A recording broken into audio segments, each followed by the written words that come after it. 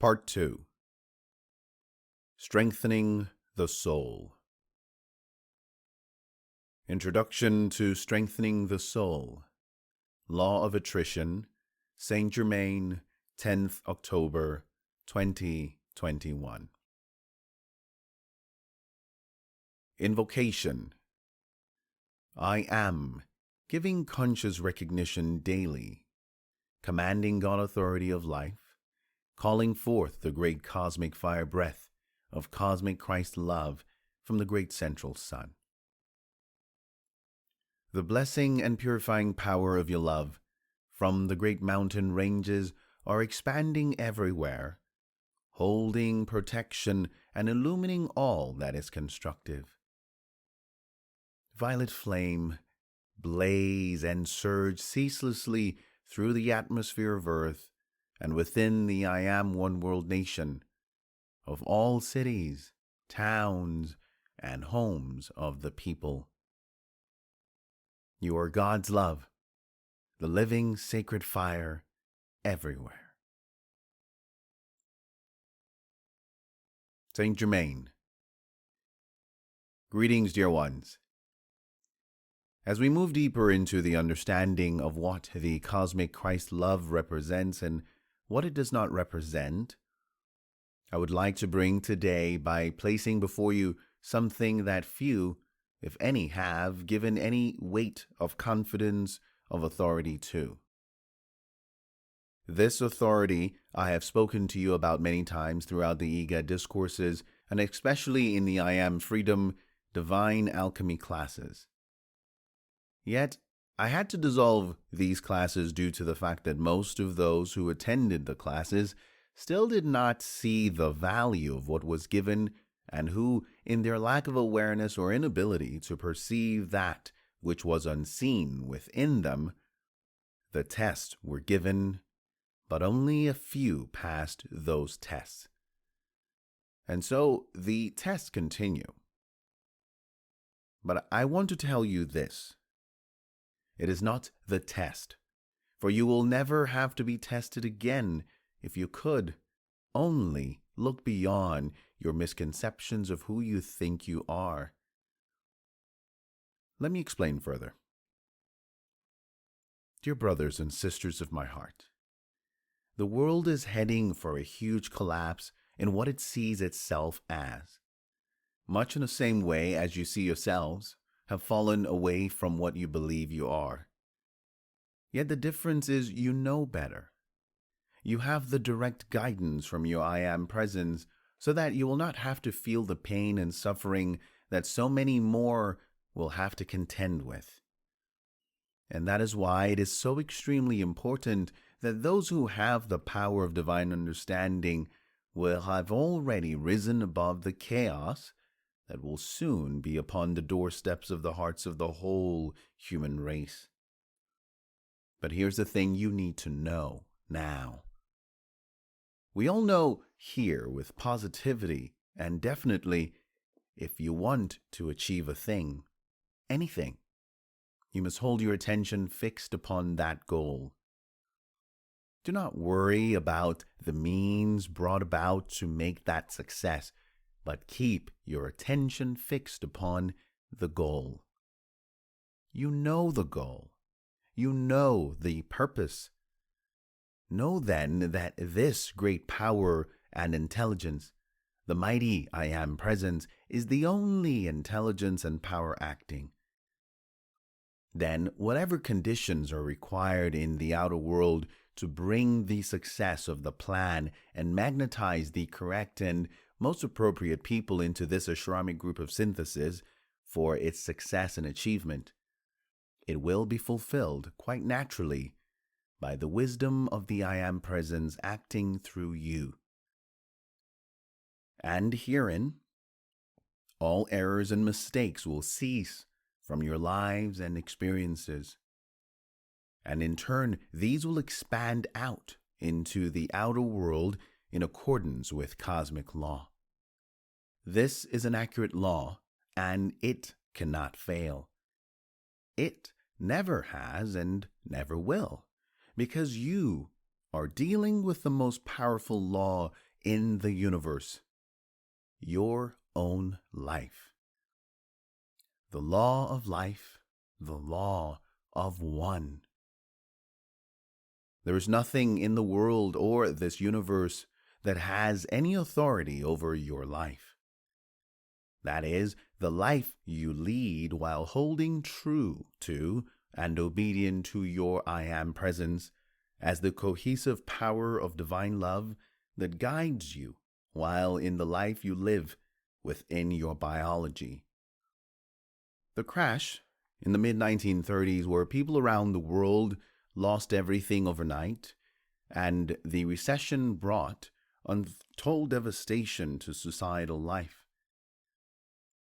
But what happened? Those that felt the pains and horrors of that crash, that dissolution of the life as they knew it, along with the economy and industry, held on to the same intelligence that had brought them to that time before the crash. Their life, the law of life, still flowed through them. Yes, many people suffered on many levels. Yet in time, there was an acceptance of the human losses, the failures to achieve, and the pains and suffering soon dissipated into a new world, new experiences, and new understandings.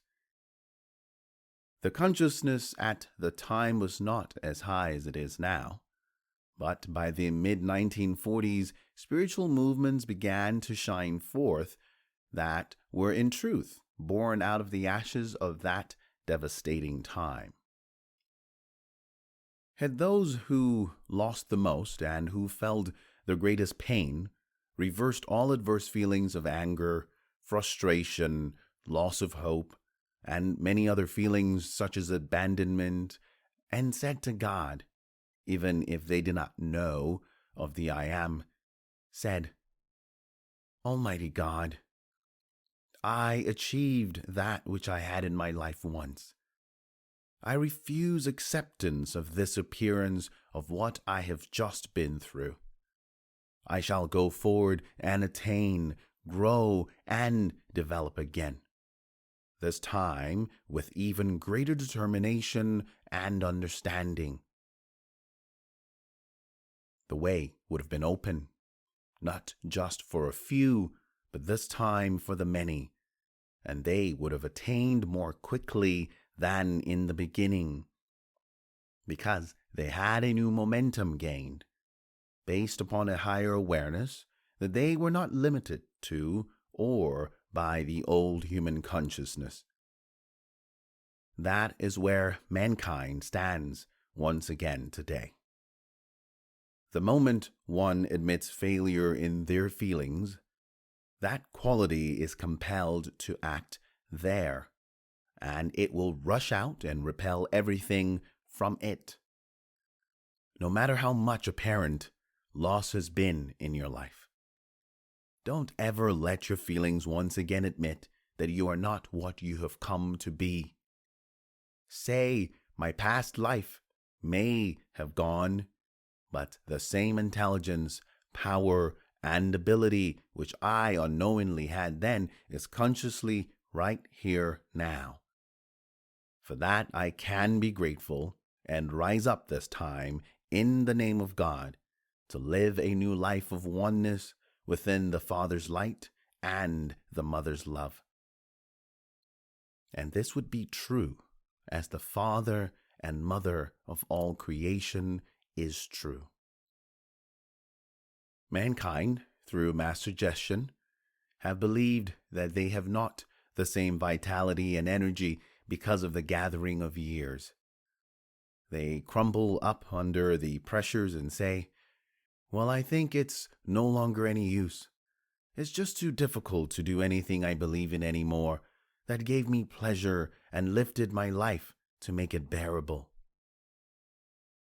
This is such a huge mistake. What a great mistake.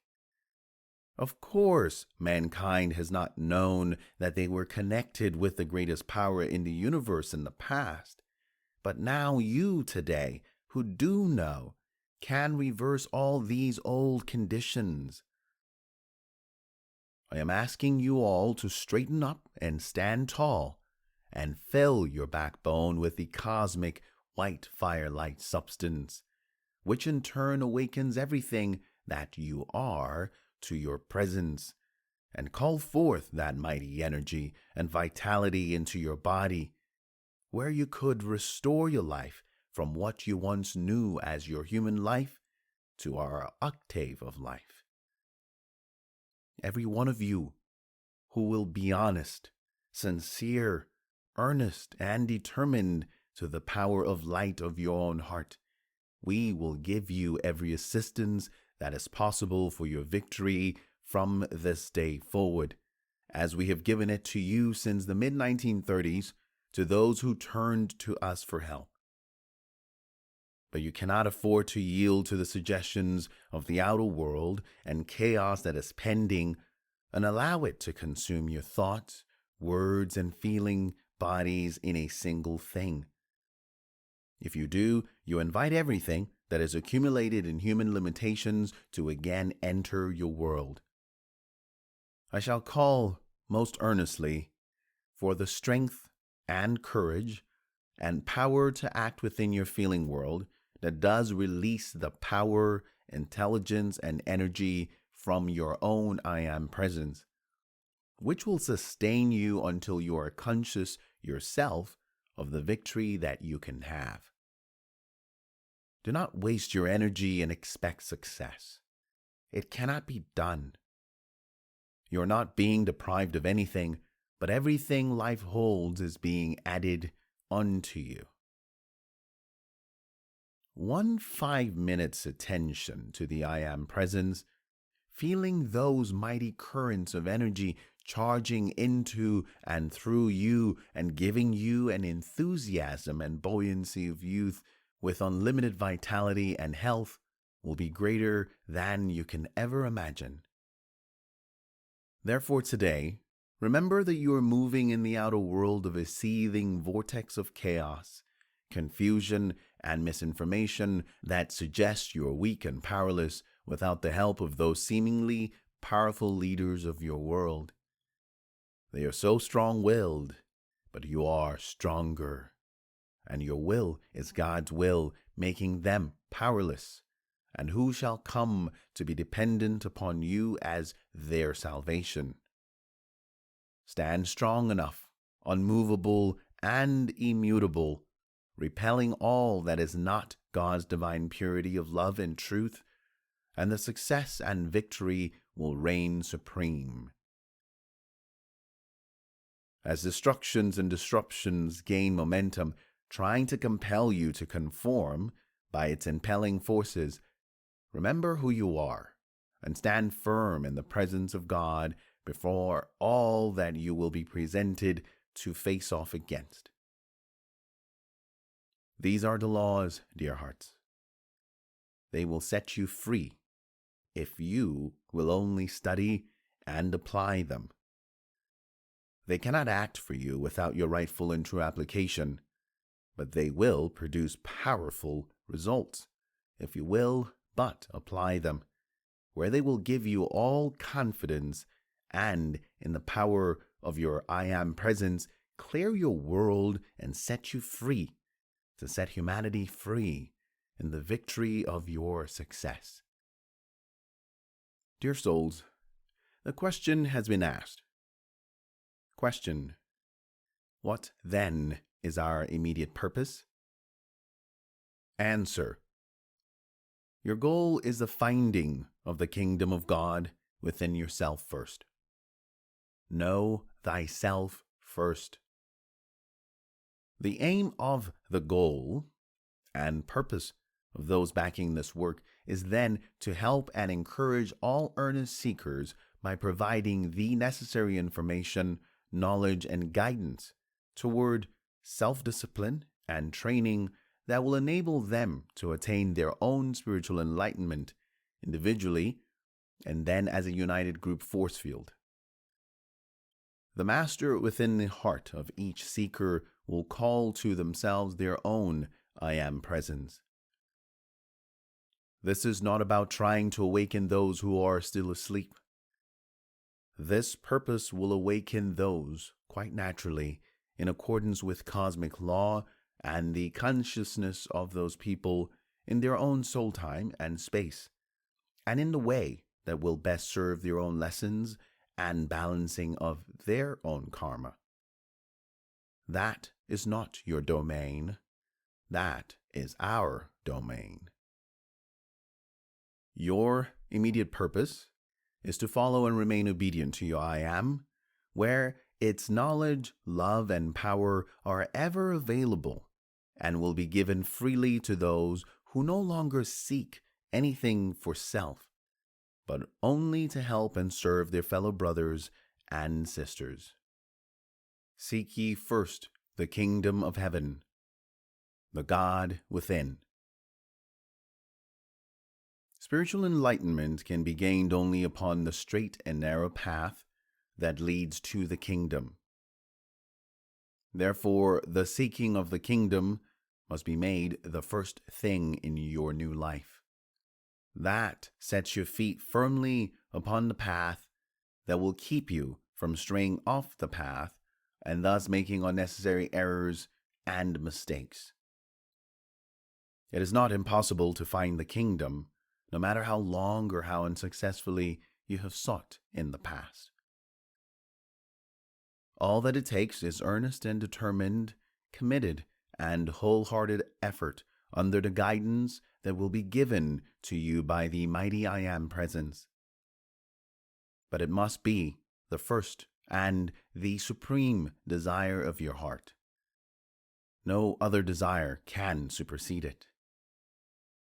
You must want it more than any other thing in life.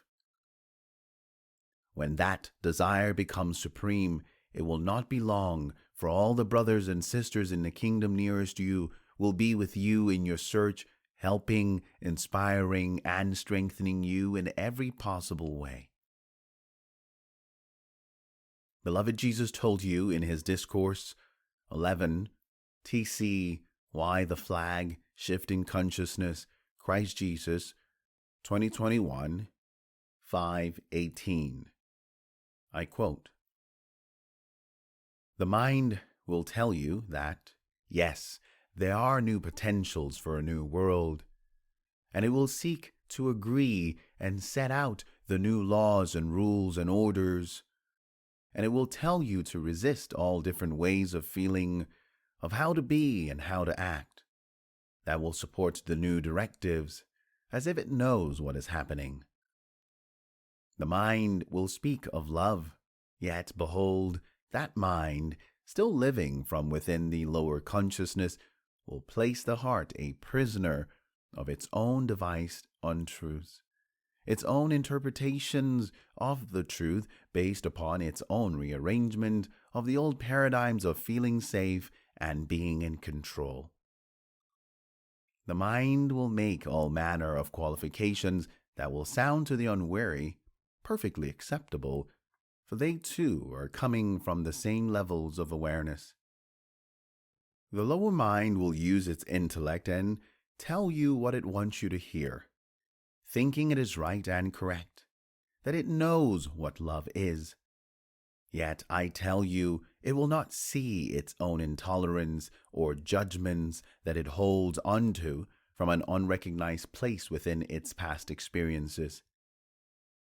It will speak of love to be helpful and with all sincerity, and yet the very logic that it uses, though possibly sounding new, can wound the heart of the most tender, of those most called to the purity of love and its harmony. The mind knows the language that can imitate the higher consciousness, using all the right words, yet at the same time rejects the truth within itself, because it so hates to be confused, to be open and vulnerable, to remain open while casting down the protective barriers and old structures that have supported it for so long. Yet it knows not of its own erroneous thoughts or ways of projecting them into the outer world. It, therefore, desires anchors that have been designed without the knowledge of what these designs or structures are, that can rivet the mind in one spot, and held there while it suffers the pounding of the sea of change, resists the currents and fortifies itself against the storms. The mind will return always to where it feels safe and sure of itself, and so it goes nowhere, and sees not transformation, or creation, or the new horizon that would defy its own known reality. End excerpt. But you must stay true to your I am presence, else fall back into the old ways which no longer will serve the master that resides within you. As we are speaking of becoming the master again, yesterday I placed within my discourse an excerpt to help spark your memories. The discourse excerpt spoke of being a human prototype. Did you pick up on the bullet that said, "Came to earth as a soul incarnate of an ascended master"? I will say no more about this at this time, apart from this. As this seeps deeper into your conscious awareness, if it so sparks any responses within you, if this is true, what does it mean to you? How would you respond? Qualify, qualify, qualify. I wish to close now by bringing your awareness to the law of attrition. Briefly defined, the law of attrition is the process of reducing something's strength or effectiveness through sustained attack or pressure. This law is one of the laws that relate or belong to the laws of existence, and hence can and does create many varying types of negative influences upon human consciousness, and when deliberately used can be most effective in creating disempowerment, as I have alluded to above in this discourse. The contemplative use of this law, where those who intentionally employ it use it to maintain power and control over others, and when wrongfully applied brings imbalance and disharmony and can equate to far-reaching results, as in the recessions of this world and what is coming to humanity once again, that will result in similar conclusions. When used in a negative and intentionally harmful way, such applications can reduce workforces in all forms of life in society. It can be used to reduce wages and increase cost, to keep the people limited in their effective needs to live a healthy and free life. It can cause losses in all forms of the human experience.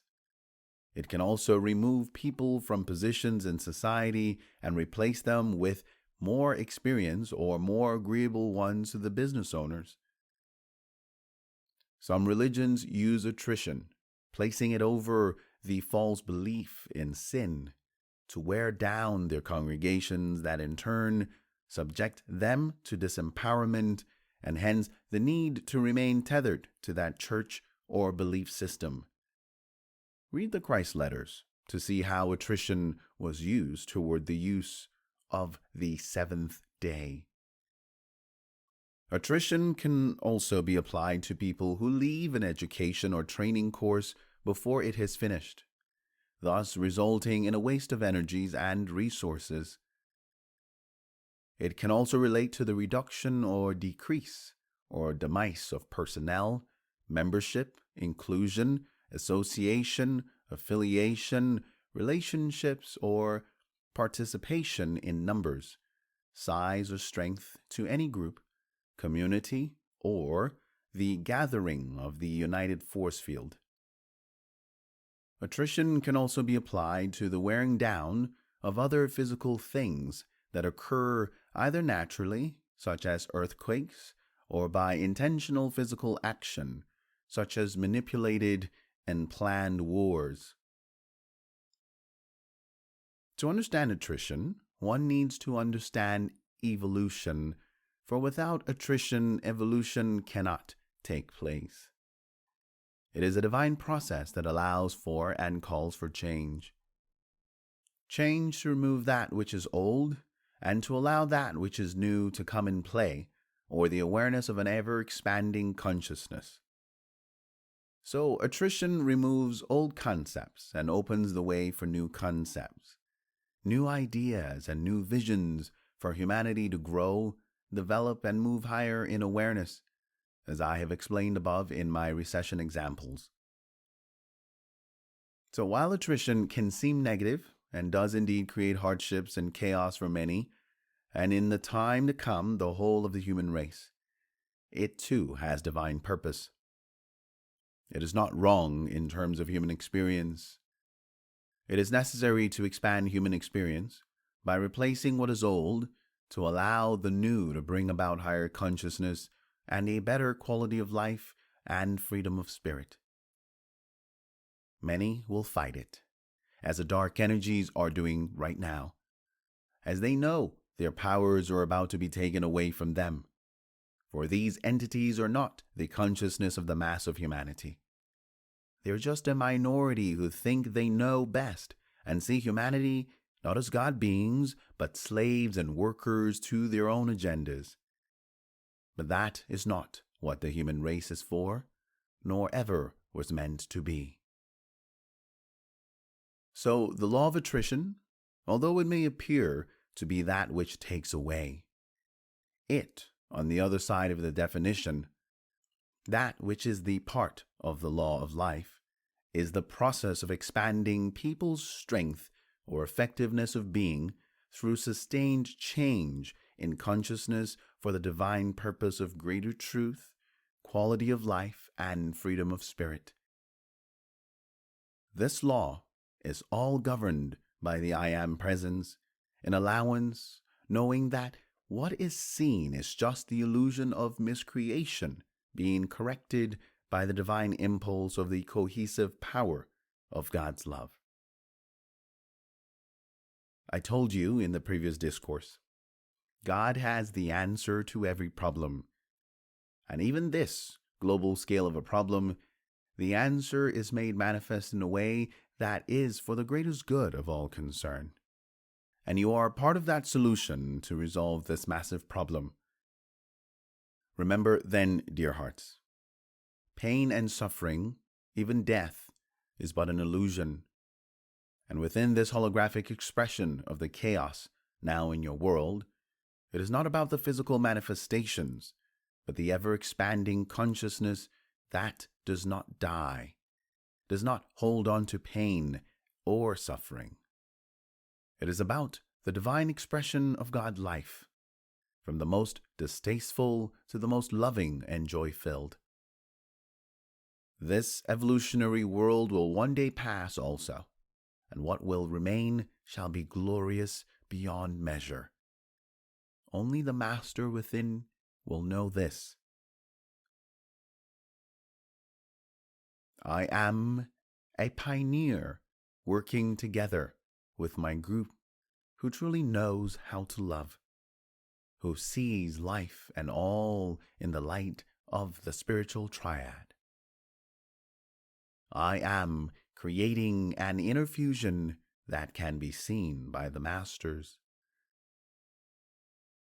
I am transmuting all individual desire by not recognizing it, through the process of attrition, the love of God. I am seeing world need and my service to render, and so my personal desires die by attrition. I am united in this liberating process of attrition with my group that we will attain, so that we can go forward together as a united force field by the way of initiation. I am striving for complete absorption of service with my group under the law of occult continuity. I am part of a diverse group in unity at the same point in evolution who are pledged and committed to the work of the ashram.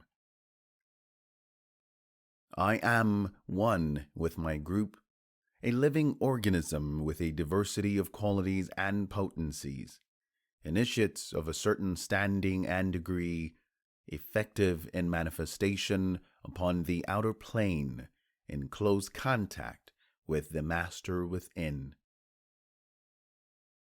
I am achieving a non-sentimental group interrelation. I am learning how to use the forces of destruction constructively. I am attaining the power to work as the earth hierarchy and as a group to exemplify unity in diversity. I am cultivating the potency of occult silence. And so we conclude this discourse for today. I am Saint Germain in your service. Benediction. I am gratefully moving within the healing radiance of the great fire breath of change, forever illumining in the minds of all my brothers and sisters.